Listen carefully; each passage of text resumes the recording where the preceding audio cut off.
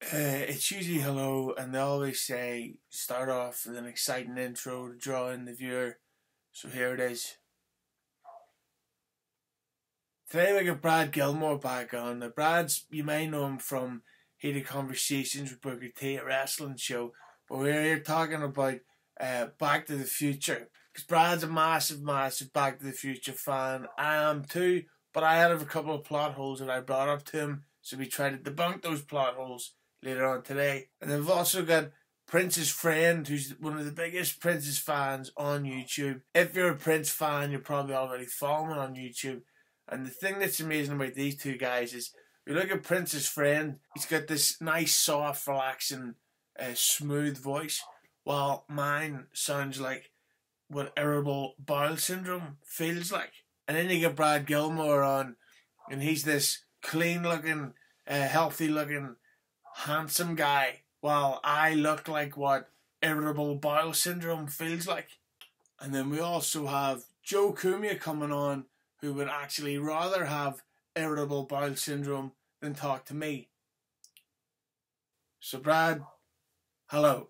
But yeah, so anyway, Brad, thanks for coming back on. And what people may not know, or maybe they do know, is that you also run a Back to the Future themed podcast, as well as Reality of Wrestling and Heated Conversations with Booker T. Here's the question that I've got for you about Back to the Future, and you've probably got this one before, but it's always stuck with me.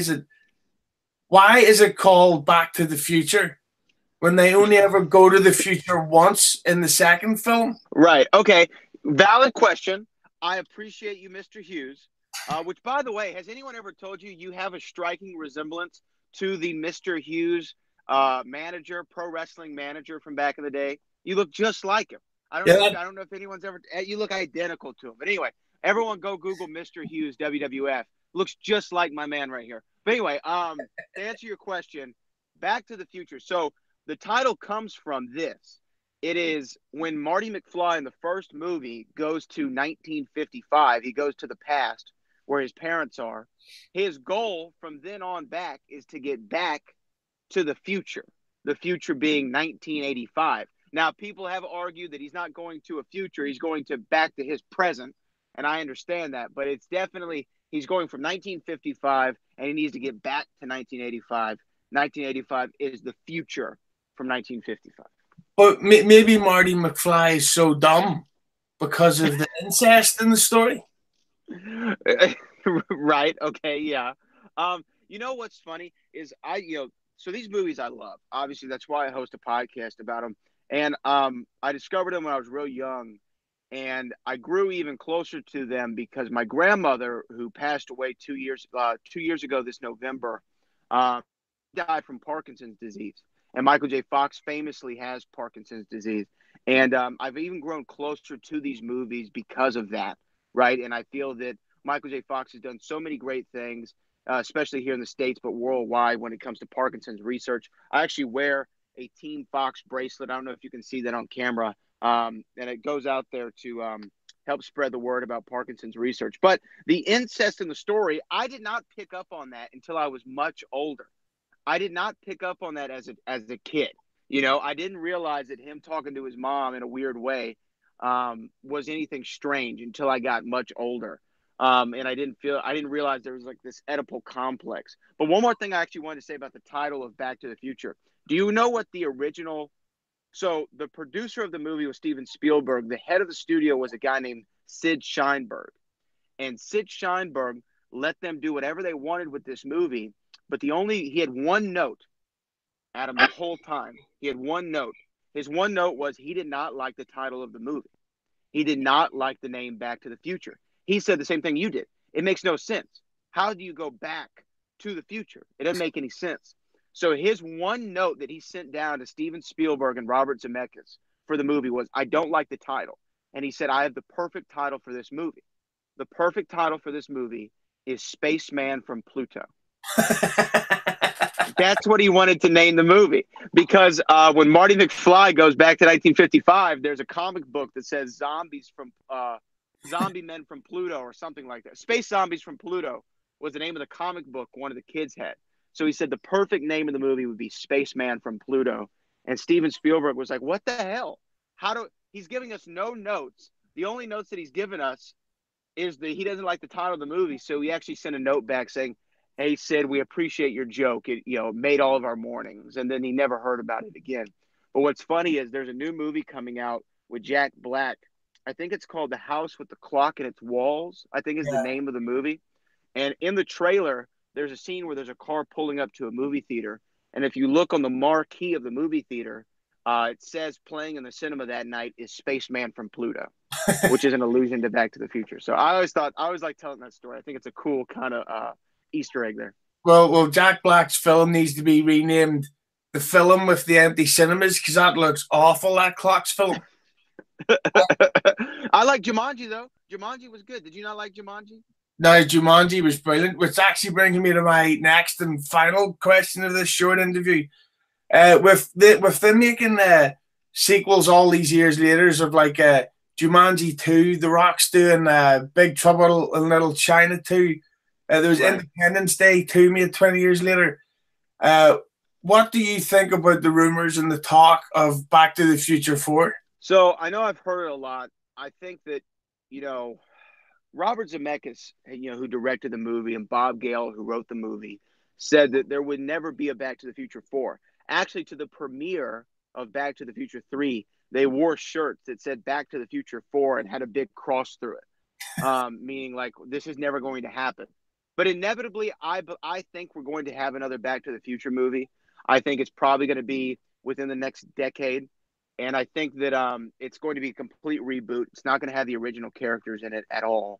It's not going to be like that awful Ghostbusters movie that was remade. I think that they're going to do it, and I'm okay with it. For a long time, I was kind of on the side that I don't want to see another Back to the Future movie. I don't want you to ruin my franchise. But at the end of the day, if we can get more Back to the Future, whether it's good, if it's good, that's awesome. I love that we would have another good Back to the Future movie.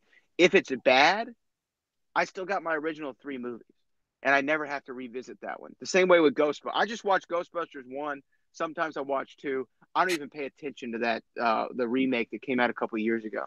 So if they make another one, which I think they will, I'll watch it. I'll support it. If it's awesome, I'll sing from the mountaintops about it. If it's awful, I'll never watch it again. And just as we were speaking there, it was announced that Vince McMahon and WWE Studios has just greenlit Spaceman from Pluto 2. Yes. Now this is something. Now where's the casting call? I want to be in Spaceman from Pluto. That's what I want to be in. But I appreciate you for having me on to talk about Back to the Future. Season 5 of my podcast drops October 21st, and it's actually going to debut with a trivia challenge to declare the first ever Back to the Future trivia champion of the world. It's going to be me versus a man named Frank Janish, and it's going to be on video. It's going to be on Collider Podcast Network, as well as the Back to the Future, the podcast feed, which you can get on bradjgilmore.com. And I'm really looking forward to it. We just had Claudia Wells, who played Jennifer Parker in Back to the Future 1 on the show a couple weeks ago, talking about some stuff she's got going on. So if you like the movies at all, or if you're a casual fan, you want to learn more, I've done 4 seasons of Back to the Future, the podcast, since 2015. Season 5 is going to drop in October. And, it's my favorite. I think it's the greatest trilogy of all time, bar none. I don't think there's a better trilogy that's more cohesive and enjoyable than Back to the Future 1 through 3. You can say maybe the first 3 Star Wars films. I think that's the closest. The first 3 indie films are good. I think that Temple of Doom has a drop-off in quality. So I think that Back to the Future, the first 3 of them, are most enjoyable, cohesive storytelling done over 3 movies that you'll find anywhere. So make sure you check out Back to the Future podcast at backtothefuturepod.com. Thank you, Brad. Prince's friend, hello. Okay, so hey, Prince's friend, we're live. Woohoo!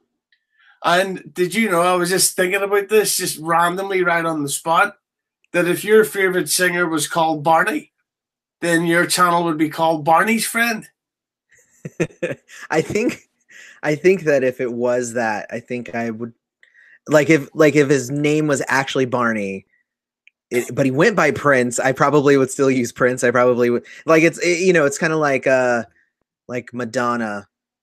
Like if I was to say like I was Madonna's friend, like I'm trying to remember like what her last name is, like Sakione or whatever. Like I'm not Sakione's friend or whatever. It's Chacon, and I'm a region that I know that.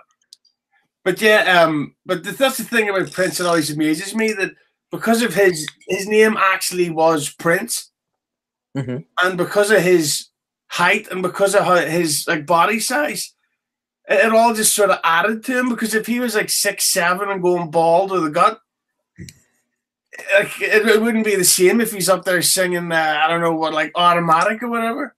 No, I mean, you're right. I think his image actually was a large part of what he was. Like his image was finely manicured at every stage of his career. He made sure that you saw what he wanted you to see, and that was part of it. We learned that actually a lot from some interviews with some of his photographers that he would hire. And they would come in and they take tons of pictures. He'd be like, no, lose that one, lose that one, lose that one. Let's use this one because it makes me look mysterious and, all of that stuff. And yes, and he still kind of was mysterious and whatnot. But, some of that was a little bit manufactured by him. But that's like in a good way, though, so. Yeah, but that whole mystery about him, that's why I don't want this film coming out about him. Because there's a rumor about like an acted film, and then there's a Spike Lee documentary coming, and you just sort of think, I don't know if Prince would want that coming out. I think that if it was, I didn't hear about the Spike Lee thing, but I'd be okay with it if Spike Lee did it. Spike Lee and Prince were friends. I feel like if anybody was going to do it justice, he would. So I think I'd be okay with Spike Lee doing one. Now, the one that they were saying that like Netflix was going to do a biopic and it was going to star Bruno Mars and all of that junk, like I was like, no, thank you. Like, not like a hard no. Cause like technically, like if you came out with it and it was still good and it was respectful, I'd be okay with it. But like, let's just take a pass. Let's just not do that. It's like, yeah, just re-release Purple Rain so we can go see that again.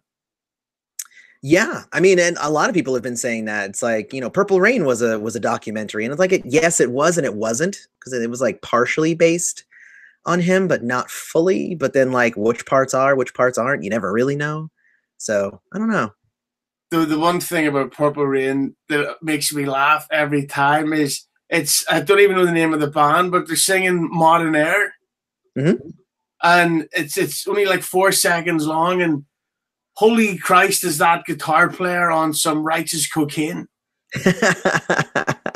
Yeah, that was Des Dickerson, and his band was the Modern Airs, which was kind of interesting there. The Modern Airs singing Modern Air, so. And like that was supposed to be an album that was going to be coming out, but then he left the band and he did a bunch of stuff. So I did a whole video about that, actually, about Des Dickerson, because I was curious about that as well. Like, where did that guy go? But you're right. Like his body, he was like contorting his body and all kinds of stuff. If you tried to do that on purpose, you will get injured. Yeah, I think so. But that's one of the great things about cocaine, eh? It helps you dance. I mean, I don't know from experience, but so the one thing we can confirm is that Prince's friend said that kids should take cocaine to dance. I mean, I'm not going to say don't take cocaine. I'm just going to say I'm not going to put my rubber stamp on it. But I mean, if it's your thing, go for it. I mean, that's kind of the way I look at it. Oh no, we'll edit that part out. Don't worry. But yeah, so speaking of your videos and stuff, I just wanted to tell you about how I actually found your channel, and it was last October. And see, my mom obviously is Irish woman. Spoiler alert. And she made this sort of spicy beef dish, which was weird because I don't really eat meat. And I cannot handle spice. Like if I even listen to the Spice Girls, I have to go to the bathroom. So she made this thing that it frankly smelled dead. But I had to eat the whole thing because, as I say, she's an Irish woman. And holy Christ, did that food give me a kicking. And this is, I hope you're not hungry because I'm going to ruin your appetite. And it led to a viral infection in my stomach, which spread to my intestines, which spread. Oh my gosh! Yeah, so I was literally bedbound for about 8 days, and that's when I started YouTubing Prince interviews. Because I love the '90s version of Prince, and I wanted to find all these interviews, but instead I found your channel, and initially I thought, oh, here we go, it's just going to be another one of these, oh, this song is great, this song is great, this song is great type reviews. But like you were very honest in saying, eh. I mean, my outlook on life is that if everybody were just a little bit more authentic and real, then just life would be better, just in general. You know, so like in my mind, I actually had somebody tell me like, you know, you're good because you like kind of tell it like it is. And I'm like, but that's kind of like, shouldn't everybody, like, why am I special for doing that? You know, it's like, it shouldn't be that way. But that's one of the things that I liked is that you'd even said that, I can't remember his name now, but the guy who was doing rapping during the new Power Generation era. Yeah. Tony M. Yeah, you even said like he's kind of crap, and I was like, fuck yes, he's crap. Well, you know what was interesting is in my mind, because actually I did a whole video of like, you know, I didn't really like his raps all that much. And then, so I did a video and it was all about Tony M. And like, I was like, oh, you know, I'm not really a big fan of Tony M. And then a whole bunch of people came on and said, yeah, you're right. Fuck that guy. And I'm like, wait a minute. I said I wasn't a big fan of his rapping. I didn't say like I hated him as a person and that he should die or anything. Like they went way extreme in the comment section for that. So I had to do a whole second video that was like, I don't hate Tony M. Like he's not a terrible thing that shouldn't exist ever. He's okay. But then honestly, after I did some listening to some of those albums again, and I went into the review, he was better than I remembered. Like my memory was based on me not liking him at the time, which was weird. So then, but coming back years later, I was like, actually, he's not bad. He's not the best, but you know, some of the hate is unearned, I think, on his part. I think a lot of people hate him for like no reason, but he's a lot of people's not favorite part of, you know, the MPG. Well, speaking of earned, your success on YouTube has been amazing. I mean, when I first subscribed to your channel, I don't even think you had 400 subscribers, and now you've got almost 12,000. Yeah, it jumped a lot. It jumped a lot. Like honestly, like the last 2-3 months, it's almost doubled. It went from about 6,000 to almost 12,000 very, very quickly. Like way quicker than I was expecting. You know, and it's one of those weird cliched things. Like I don't want to be like, you know, I never thought that I would be here. Like obviously, like I was hoping we would get here, but I didn't expect to be here that quickly. That's kind of where I was at. Like I knew I'd get here eventually, but I was thinking like 6 more months I'd be there. You know, not like, you know, in 1 month, which is weird because I like to do maths and do projections and stuff. And I'm like, cool, like by the end of this year, I should be at 15,000. So if I'm beyond that, then like, wow, like I surpassed what I was hoping to get. You know what I mean? Do you have to deal with many issues revolving copyright? There's always ones here and there, and I've been hit a couple of times just in like the last month. I've been hit for some of my older videos, which is weird. Not any of my review videos, which is nice. So I haven't had to go and like re-upload full-on reviews. But like I had one that was like just kind of going through the different fashion of Prince.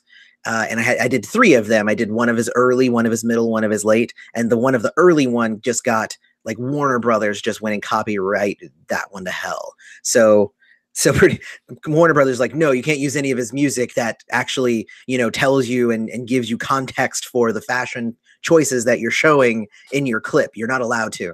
But the other 2, I guess, are still around probably because I don't know, Warner Brothers, maybe they haven't caught them yet. It's one of those weird things with the copyright videos is a lot of them are caught manually. So if they didn't catch the other ones, then like those other ones might be going away later. But yeah, that one got blocked. That was just yesterday, as a matter of fact. That was just yesterday that one got pulled down. But honestly, like that's one video out of like a larger number of videos that I've done. So like I'm even okay with that. I'll figure out a way to get it back up there though, because I feel like it was a good one. It went with the series. Like it was not just like, You know, it wasn't just like I just threw a bunch of song samples up there. You know, there was context to it. So with all Prince's, well, not all, but if the majority of Prince's stuff going on iTunes, what do you think about the live albums that have gone up? Because I'm just checking now; they've been taken down. Oh, great. Well, there goes that point. Well, I mean, the live albums, I believe the only other one is it's the One Night Alone, and then the One Night Alone, It Ain't Over, I believe, are the two. Did they put other ones up there too? There was one up called three Nights in Miami, and it was MPG, but it must have been a bootleg because the sound recording was awful. Yeah. Well, I mean, that's honestly that's my big thing. Like, a lot of people are like, you know, if the estate put up the bootlegs, then we'd buy them from them instead of from other people. But I've listened to a lot of bootlegs. Like, you know, I'm just like any other Prince friend, and I own a lot of it, but I don't find myself listening to it all that often. And there's a reason for that. And it's mostly just because, like, Prince has a way of crafting a release. It's not just like, hey, like, I'm in the nosebleed sections and I hit record on my phone and now I'm going to release it. Like, if that was intended to be released, then he would have had like an amazing like camera array and the sound would have been amazing. And like, that's what Prince would have given you if he was to have released it. You know what I mean? It's that sort of thing. So I have like dozens of like live performances. I have a bunch of stuff from the vault and demos and just hundreds and hundreds and hundreds of tracks. And it's like, but I don't really listen to them. Like, I listen to them, you know, here and there, but for the most part, I try to listen to the experiences that he crafted for us as the followers of his music, because I think those are more authentically him. I was really shocked that they didn't put out a live album with the Purple Rain re-release. Well, they didn't have the live album, but they released the DVD. Which was the re-release of the DVD of the Prince and the Revolution live concert. So they did do that, which is, you know, it's something. Did you think that re-release was really worth all the hype? Because personally, I was disappointed with it. Really, I thought that it was pretty good. I thought that I liked the different cuts of the different songs. For me, and I did like a whole review, but like briefly, you know, they messed around with the sound levels and stuff of the core Purple Rain album, which is good. Like, it makes it a little bit more consistent with the other albums that I listen to when if I just hit shuffle and, you know, it comes on, it's not like completely like the lower volume versus the stuff that I've listened to and other things. So there's that, right?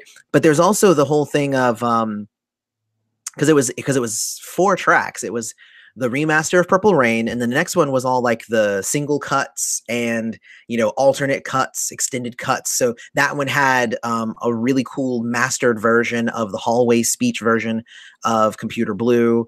It had the longer version of Another Lonely Christmas, which actually gave you more context and made the song make sense versus the single release version. So there was a few things on that one. And then of course there was the disc that had all of the unreleased stuff from the vault, which the majority of that was good. A few of them they could have just kept back. And then of course there was the DVD, which was Prince and the Revolution Live, which I watched it with my kids and it's still very enjoyable. So I think all together as like a package, I think it's good. I wonder what would have happened if they just said, if they had just taken just the unreleased stuff and said, here's a Purple Rain era album and just like repackaged it. I wonder what that would have come up, like how that would have been received. I don't think I would have liked it as much if it wasn't part of a larger package. There's a song off the new Power Soul album, hitting at the end, called Wasted Kisses. Yes. What's your take on the theory that that's actually about Prince's son or child that died? I'd have to go back and read the lyrics, because it didn't seem like it was about that. It seemed like it was like a relationship that was terrible from the start. You know what? Let me look that up. Wasted Kisses lyrics. Yeah, because I've got them here. If you want me to, well, I'm not going to sing them to you. I don't think you. No, go for it. I'm not going to sing, but no, yeah, you don't have to sing it, but no, it goes. Well, they say, why did I waste my kisses on you, baby? Why did I basically, because there's been a pretty dark rumor theory that Prince's kid was born with like a physical disability. Yeah. And the rumor was, like, obviously this is internet talk and all this shit, that they the Prince and Maite did a mercy killing. Well, yeah, they basically the baby ended up living for about a week, and it had I don't remember the name of the thing that the baby had, but the baby had this thing that was like it was born with, like, its skin was too tight, like it didn't have eyelids, and like just the imagery of it all is really scary to even imagine. Like and like I actually read Maite's book where she kind of went into a little bit more detail on it, and like I was crying reading the book, because what I was doing was I was reading it, and like if you just look at it from an objective medical stance, you're like, wow, yeah, that sucks. But like I was thinking, like, I have 3 kids, and I'm like, what if this had happened to one of my kids? You know, like, what if I had to be faced with this choice? And it was really, really terrible. But yeah, the baby ended up living for a week, until they were like, you know, they can keep it on life support, because the machine was the only thing that was keeping it alive at that point. So they were like, let's just let him go.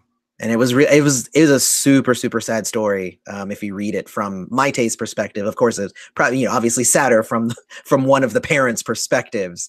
But like looking at the manifests itself into a rendezvous, small dark room.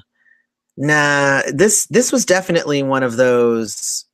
I still think that it's like, it seems like it's like like maybe a one night stand that was not worth it, or something like that, is what I kind of get from it. So I'm not getting it from it. I'm not getting that it's about the kid. Well, I'll edit that to make it seem like you said you do. Please do. That's what this is for. That's why we record these things.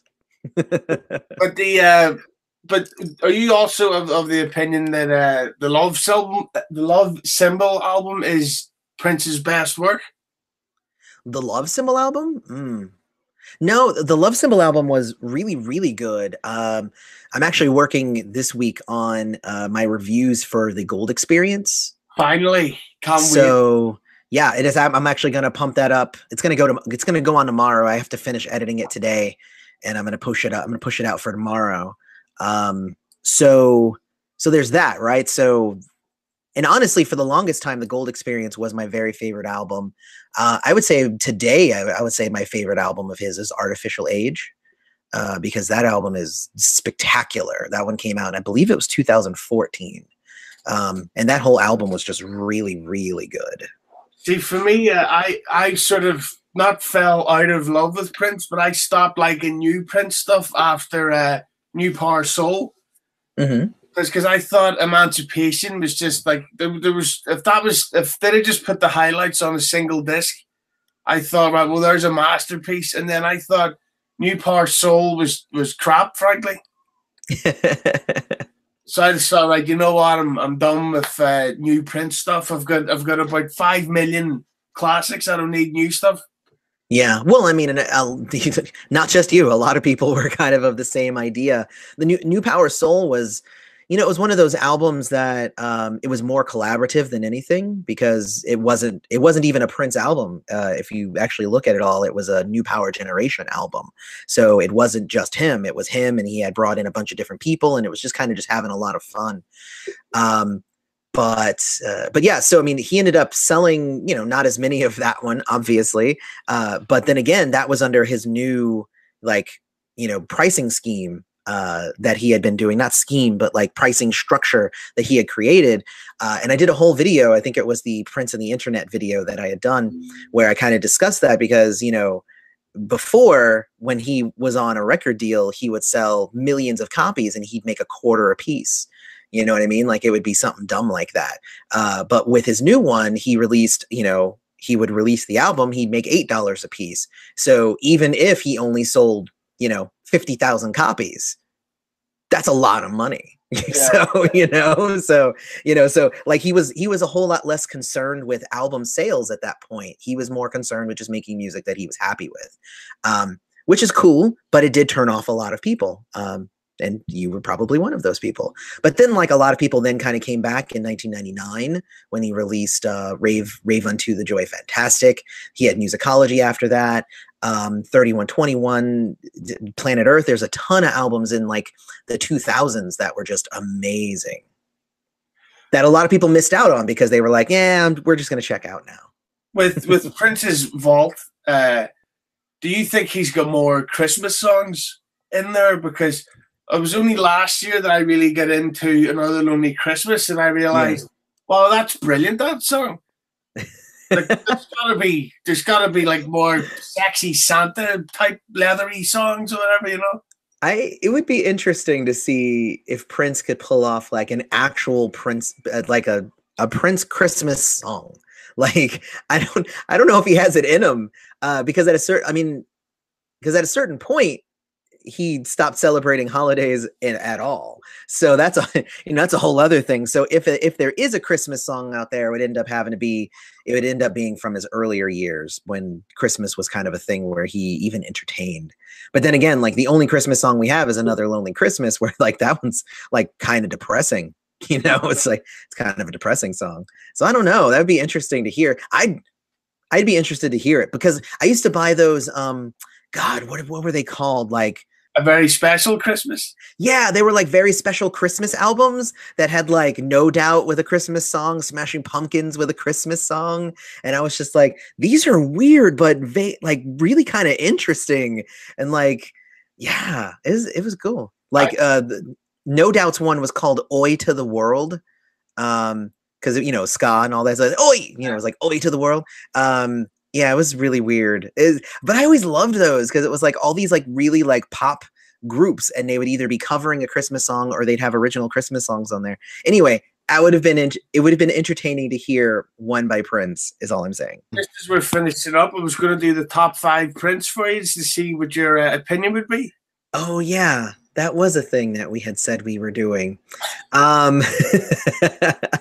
I could just do mine if you want to. No, I can throw out 5. Like I'll just give you the 5 that I'm thinking about mostly right now. Well, what's 5? Do 5 first. Okay. I think 5 would probably be DMSR. Just because DMSR, it stands the test of time, right? Like it's like repeatedly I go back to DMSR and I'm like, man, this song is so good. It's like, and then you just know Prince was really living that at the time as well. Like this was like a shopping list for Prince, Exactly. My number 5 is "Damn You" from the Love Symbol album. Damn You, awesome song. That to me shows you how great Prince's voice actually is. Yeah, no, I definitely agree because he does the whole range in there. He does the high, he does the low in that. Most definitely. What's your number 4 there? Let's do for number 4. I'm gonna do Elephants and Flowers. That's always been kind of one of my favorites. It's from Graffiti Bridge. If you get a chance to listen to it, it's so good because it's rocking and it's high pitch, high tempo, but it's also spiritual and like and it's deep. Like I dig that song quite a bit. My number 4, I'm going with "If I Was Your Girlfriend" from Sign O' the Times. Sign O' the Times, yes. Most Irish album. That's a good one. I love that out. I love that song. I think I prefer it live. I've heard him perform it live, and I prefer it live. Sign of the Times. I realized how good it was. There was a bunch of us. We're coming back from Dublin. We just gone to see the Stone Roses, and let's just say we were a bit, and we couldn't sleep obviously. So the guy driving was playing that album at full volume, driving down the highway, and I was like, "Holy shit, this is incredible!" What's your number 3? I'm gonna say Dreamer. That's from Lotus Flower. So if you haven't heard Dreamer, great political song, but tons of like the drums and the bass and the guitar, like everything is kicking in that song. So not only is it powerful and political, but it's also a really good song just to listen to. So that would be my number 3. My number 3, it's actually another one off the Love Symbol album, The Continental. Well, yeah. That would actually be higher up on the list, apart from that Carmen Electra bit at the end. Yeah, the Tell Me How You Want to Be Done is like, it's good, but it's definitely not the highlight of the song. I like the other part better, much better. Yes. What did you got at number 2 there, Barney's Friend? My number 2, Barney's Friend. Let me see. Number 2 would be, oh gosh, that's a hard one. Probably Endorphin Machine. I probably would go back. Yes. I'd go back to the Gold Experience on that one. I would make it Endorphin Machine. Mostly just because it's got the best scream of any scream that he's ever screamed. I would attempt it, but I've got a really bad hangover and I'll vomit on camera. At number 2, I'm going with You Got the Look, but it's You Got the Look long look version from the Ultimate collection. And okay. The intro to this song, you could play this at a grandparent's funeral, and even the priest would go, "Hey, we got to take a break for some dancing here." And then my number 1 it's a song that I've said is my favorite song for a while here, and it's called You Know. It's off of Artificial Age, and it's got a really kind of unique kind of beat to it, and the lyrics are great, and Prince kind of like almost kind of like old school like spoken poetry's it's kind of weird, but I love that song. So it would be You Know. And my all-time favorite Prince song, and this only happened about 3 days ago, 17 Days. Yeah. That's my favorite Prince song of all time this week. And that's the thing, right? Is all your favorites just change constantly, especially as you start to explore more. You're like, man, like this song is now my new favorite. And then when I listen to the next album, wow, this song's my new favorite. Because that's part of him was he would always try to challenge himself to try and, he famously said that, his only competition was himself, so. And also there's a new version of it on piano and a microphone, which everyone which I haven't heard. Yeah, which I guess everybody will be able to hear tomorrow. Yeah. Oh no, the piano version. See if you've ever thought that you could play an instrument or sing. Just prepare to have your confidence shattered, because it's just let's do it. You're like, oh my god, it's never going to happen. Yeah, but listen, thanks for coming on. Yeah. And thanks for pretending you can understand my accent. I'm very good at accents, so I understood everything you said. Unlike, maybe not everybody does, but I do. Yeah, but it's always good to talk to someone like you, because you really know your onions.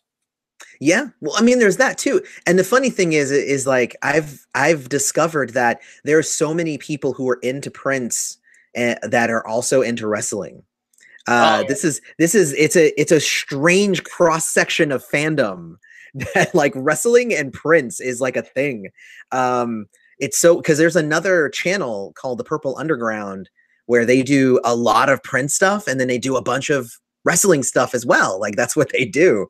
So it's a weird mix. I used to be into wrestling. I'm not like modern day into it. Although I heard that there's like, what is he called? Like the Velveteen Dream.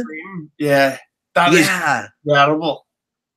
Somebody showed me those, and I was like, you know what? I might actually watch some wrestling just to check out him and see what he's doing. Like I would be curious to see if he's any good. You know, the Rock actually publicly endorsed him, so that's a good sign for his. That is a good sign. Oh, maybe he can play Prince in the film. You never know. Joe Cumia, hello. I kissed my girl by the gas yard wall. Yeah, I'm good to go, man. That's a good impression of my mum there, Joe. So hey, so Joe, one of my favorite performers ever, Shane MacGowan, man. he's still alive. Can you believe The Shane Pogue. MacGowan outlived Prince? The Pogues. I actually, yeah, no, I do a couple of songs that are some standard, like old school, dirty old town whiskey in a jar and stuff like that. I do that on the with my acoustic show. Yeah, I think the only problem with the Pogues is Shane MacGowan is so drunk that he's now brain damaged and can't sing anymore. Did you ever see that interview that he had done with, man, I don't even know. I think it might have been I think it was over here. They were touring over here, and he did an interview that was completely and totally unintelligible. I did not understand a single. I mean, hard enough trying to suss out the Irish accent. I mean, thick Irish accent, but he was so shit-faced. I couldn't understand a single word he said. But it was the most compelling interview I've ever seen anyone do. You couldn't take your eyes off of it. But you know, the most interesting thing about Shane MacGowan, though, is that he's English. No shit. Yeah, it's just that his parents were Irish, and then and he's quite racist, so he refuses to acknowledge his English heritage. Wow, I had no idea. I always thought Shane MacGowan was Irish. He's got. I mean, it sounded like a thick Irish accent, but he was, like I said, he was pissed drunk. So I don't know, man. Drawing from accents that he didn't even know that he had. Oh yeah. So Joe, let's talk U2. All right. What's your take on the new U2 album, Songs of Experience? I haven't heard it. I mean, I've heard some of it, but I haven't heard a lot of it. You know, it's funny because the whole U2 thing that I got involved with happened many years ago, and it started out, doing a tribute band that the lead singer and myself back almost 20 years ago, lead singer was a spot on Bono lookalike guy. He didn't even really sound like Bono, but he liked U2, and I was not a tremendous fan of the band ever. I learned to love them after a while. I mean, I grew to like the music, but as far as staying up on what they do now, honestly, I don't. I've heard a couple of cuts. I'm more of an old school U2 fan. I mean, if you ask me what my favorite record is, I know a lot of people go, "Oh, you're a poser," you suck. But it's Joshua Tree. I really think that was the ultimate. That was the best work they ever did. And then All That You Can't Leave Behind, when they did their big, when it was their big comeback, when Stuck in a Moment, but anything after that, like Joey Ramone and Invincible rather, there are very few songs of later U2, that I really like. City of Blinding Lights, great song. Fun to play as a guitar player. It's more fun to play than a lot of the other stuff. I don't get me wrong either. I think they're brilliant. I think that the Edge is an absolute scientist. A lot of people look at his guitar playing and say, that he's shit, but he's absolutely amazing. He created his own thing, not really being a great guitar player, but he is a great. He's a great musician. He's a great composer. He's a scientist, and that counts for a whole lot more than being a shredder. Was it ever tough for you when you had to play songs by U2 that you thought were shite, but you knew that the public wanted to hear? No, it's never been because I just did a Neil Diamond tribute not too long ago. I mean, and not that I think Neil Diamond's shit, but it's a business where if you ever get a chance to watch something on Netflix called Hired Gun, watch it. It's all about musicians that want to make music their living. A lot of musicians have a problem with playing other people's music, and that is really not the way to go. If you want to make a living, you want to do something that you want to do something as your main source of income. You want to make guitar your main source of income, or vocal, whatever it is that you do, drummer. You've got to play other people's music. You're not going to do it writing and recording and selling your own. Not these days, and not to start. So you get the top of the the best of the best, which are I don't know, any musicians that'll step in and play with Kiss or Alice Cooper or Ted Nugent. Well, a lot of these guys I know, or I've gotten to know after years. Those are really the guys that are making the money and doing so. It's an integral part of being a professional musician, to be able to play stuff that you don't particularly care for. And like I said, not that I don't like U2 music. I pretty much like all of it. But there have been some times where, like, the old lead singer said, "Hey, let's do Joey Ramone." I'm like, yeah, really? All right. You just have to do it. I mean, you have to do it to keep making a living. Well, I gotta be honest, I actually quite like that Joey Ramone song. You like it? It wouldn't be on my top 10, but it's not a skippable one. Like the way you said you like the All You Can't Leave Behind. Yeah, well, I like that record. I fucking hated that album. You hated that? Oh fuck me! I was so angry. Yeah. It's man, it's so it's such a personal thing. I mean, it's your own personal taste in music. I can't say that I hate any of U2's music, but obviously we're all going to have our favorites. And I just happen to be. I mean, it's also my generation that I grew up with Joshua Tree and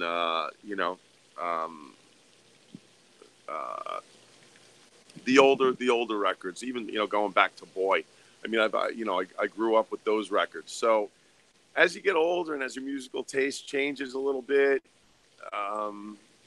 you don't look at a band the same way. I mean, I don't look at Blue Oyster Cult the same way. I was a tremendous fan of Blue Oyster Cult. I got to know the guys. I've jammed on stage with them, and they were the end all when I was a kid. But now that I'm a 59-year-old man, it's different. It's just different. It's nostalgic, but it's not it doesn't hold the impact that it used to. But you're a handsome 57-year-old man, and that's what counts. That'll be 59, my friend. But you only look 57. I look 57. You rule, man. That's great. That's awesome. How old are you? 33. But I can believe that. I fucking feel like I'm 80. Everything hurts. Yeah, don't worry about it. Wait until you're up in your late 50s, man. I'll be long dead before I get to the late 50s. Don't worry. You think so? Are you one of those? You're one of those guys that go hard all the time? Yeah, and I talk shit to people that own guns. Ah, yeah, that could be hazardous, man. So what do you think about the fact that when U2 goes on tour, and well, not even just U2, but any band really, that when they go on tour and don't change up the set list ever, like, do you not think that kind of kills the atmosphere for the fans? Yeah, there are bands that get locked into a certain thing, and I think that's why U2 did the last tour that they did. They decided not to do a single song off of Joshua Tree. They decided to play more of the most recent record, and from everything that I've read and heard, it looks like Bono said at one point in time that if they ever have 2 albums that fail in a row, that they were going to call it quits. Now, my feeling, I have just a gut feeling that Songs of Innocence songs of experience, and then they're going to have songs of ascension. That's the third of the trilogy of the, you know, the latest bunch of albums to come out. I really do think that they are going to put a, you know, they're going to put a big hold on doing more studio recordings.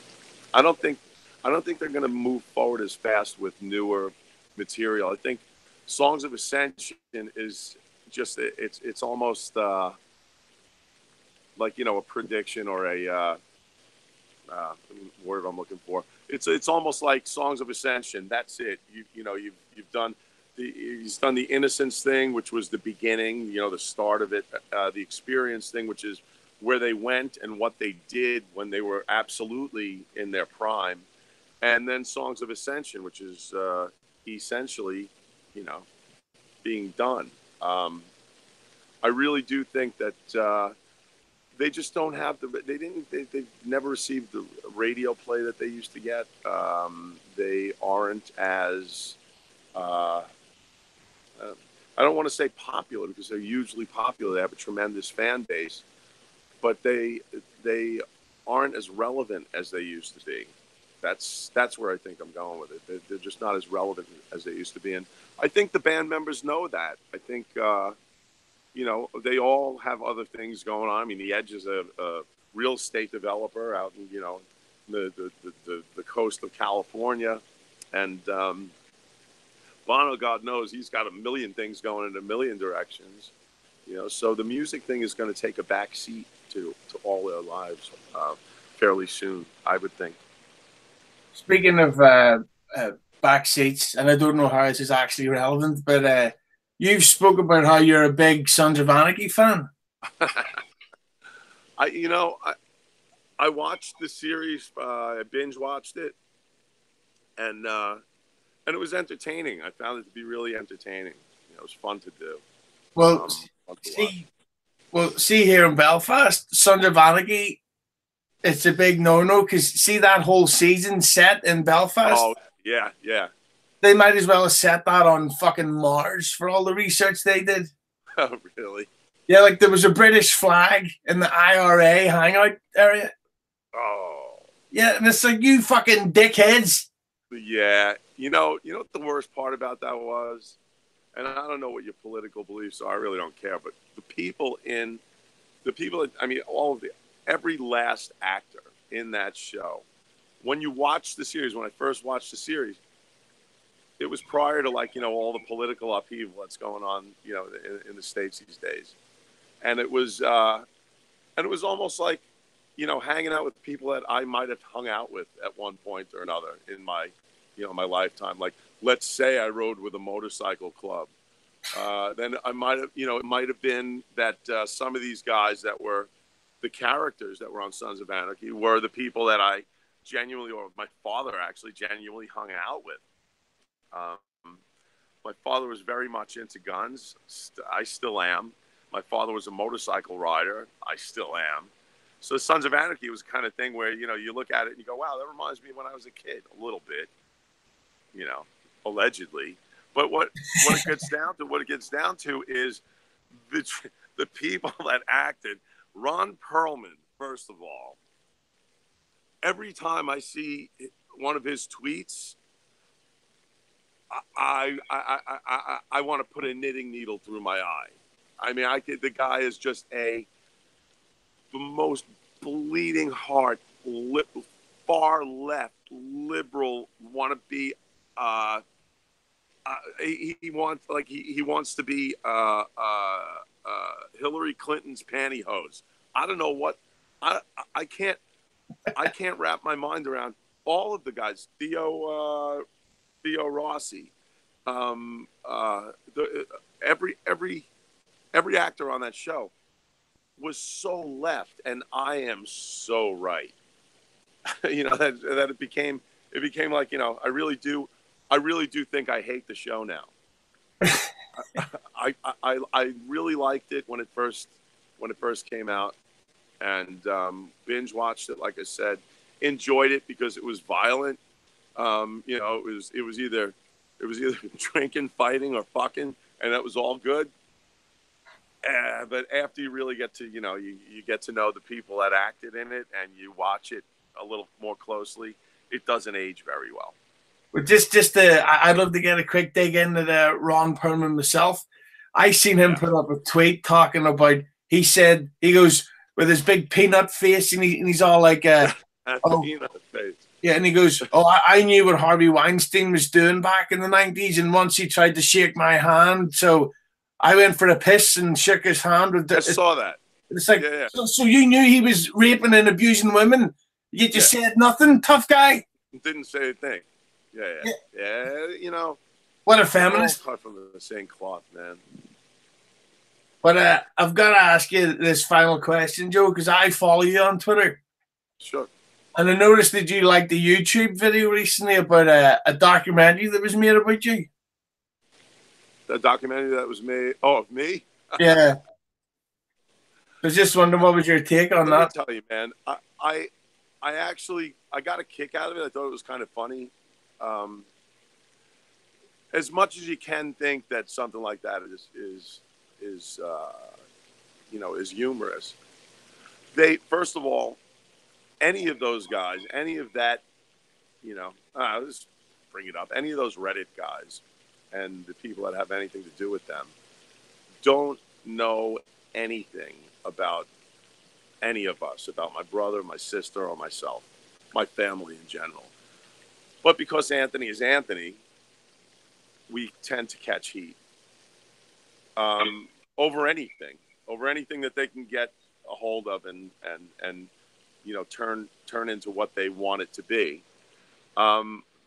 The best part about it is reading or viewing it later, being the subject of said documentary, and just seeing what percentage they actually got correct. What percentage of fact they hit on the head, and without exaggerating, it's got to be 85% incorrect. Everything that's in that said documentary.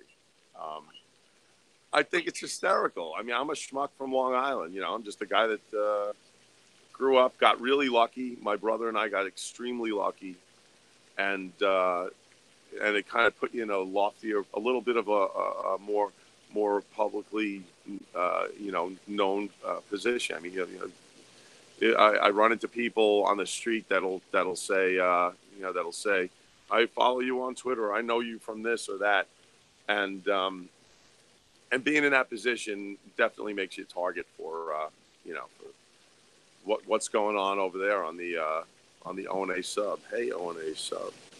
Has Anthony ever spoken to you about the documentaries on him? Anthony? Yeah. No, he doesn't.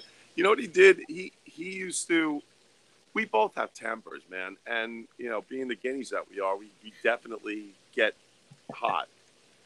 We heat up, especially when it's got to do with family. I mean, some of these guys started going after my daughter and personal information, and when that happens, you really wish you can out these guys and find them and kick the living shit out of them. That's the way it used to be handled. But I'm old. I'm 59. I'm old and fat and soft, but they still won't let themselves be known to me. I just picture, walking up to any one of these guys and watching the shit roll down their leg when I say hi. But the way it stands with my brother is he'd get hot and he'd go on Twitter or he'd go on his show and start ranting about it, and that would just incite these idiots. So he's finally come to the same conclusion I have, that you don't want to feed those that feed Nana. You know what I mean? Yeah. You really want to just ignore them, and they go away. That's how it works. Opie did that a long time ago. Opie's brothers all ignore social media stuff, except for Brett. It was really funny that he called me, and we spoke about it. And both decided that is the way to go, to completely cut off any communication with any of those idiots. So that's what we've been doing, just ignoring them. And then that just means that you win in the end, because they only win if they get a response. Exactly. That's, it took us. We're thick-headed, man. Like I said, we're just a bunch of thick-headed dagos. But we end up eventually realizing that we shouldn't be interacting with them in any way, and that just makes things go away. It works. Anyone who's being trolled, no matter who you are or what you do, if you don't give them anything back, they go away. Like like a fungus eventually just withers away and dies. It's like a genital warts. If you stop scratching it, it'll eventually. There you go. More like poison ivy. It's temporary. It does go away. It may it may feel like shit sometimes, but it goes away. And speaking of shit that goes away, just as I'm going to leave you alone after I give you this one final question. Is there any way we could get a small few bars from Electric Shock OJ? It's early in the morning, man. Yeah, I can do it. You know what? Let me do it spoken word. How's that? Perfect. Okay. Okay, here goes. I'm sitting in Los Angeles jail, and that judge won't let me post my bail. Now this could be the end of me, because California has got the death penalty. That was my best William Shatner. They're going Electric Shock OJ. Torch my behind like a chicken croquet. They're going Electric Shock OJ. Roast my behind. Nicole, I really loved that girl, but she had the worst luck in the world. I was only cleaning my knife. I accidentally stabbed her 36 times. They're going Electric Shock OJ. Cook my behind like a cherry flambe. They're going Electric Shock OJ. Roast my behind. Looks like I'm a guilty man. Love lots of women. Now I'm going to have to love my hand. But what's worse, what makes me flip my lid is I hear Michael Jackson is watching my kids. Why don't they cut me some slack? I'm an athlete, movie star, and I'm black. Whilst lawyers argue over my hair, they be warming up that electrical chair. They're going Electric Shock OJ. Cook my behind like a flounder fillet. They're going Electric Shock OJ. Roast my behind. There you go. That was it. That was brilliant, Joe. That was the whole song, man. That song made millions and millions and millions of dollars. It's the most ridiculous thing. It's absurdity at its peak. It's the most ridiculous thing. I've spent hours, days, months, years mixing songs, writing songs. The best song ever. I'm going to send it to a record label. It's going to get signed. I'm going to make a ton of money. I'm going to make $1 million. Gone Electric Shock OJ was the song that made it for Anthony and myself. And a lot of other people. That song generated, I'm not even kidding when I say that song generated millions of dollars. Millions. Without it, there would not have been the interaction between Opie and myself. Without the interaction between Opie and myself, Anthony never would have hooked up with Opie and radio. Without Anthony being in radio, I'd be knocking tin and doing heating and air conditioning. So, God bless America. And God bless Otis Redding, and God bless Ireland. That's right. And God bless Nicole. And hey, you know what? God bless OJ too. And may Xenu bless Tom Cruise and John Travolta. There you go. Thank you, Joe. Thank you, Prince's friend. Thank you, Brad Gilmore. And I hope to soon be thanking Conrad Thompson, Opie Radio, Mad Cumin, Carl Ruiz, Mike Bassetti, and Jay Moore. So stay tuned, and hopefully that'll be happening soon. And especially I'm hoping to thank you, Disco Inferno. It's coming. It's Hughezy. Bye-bye.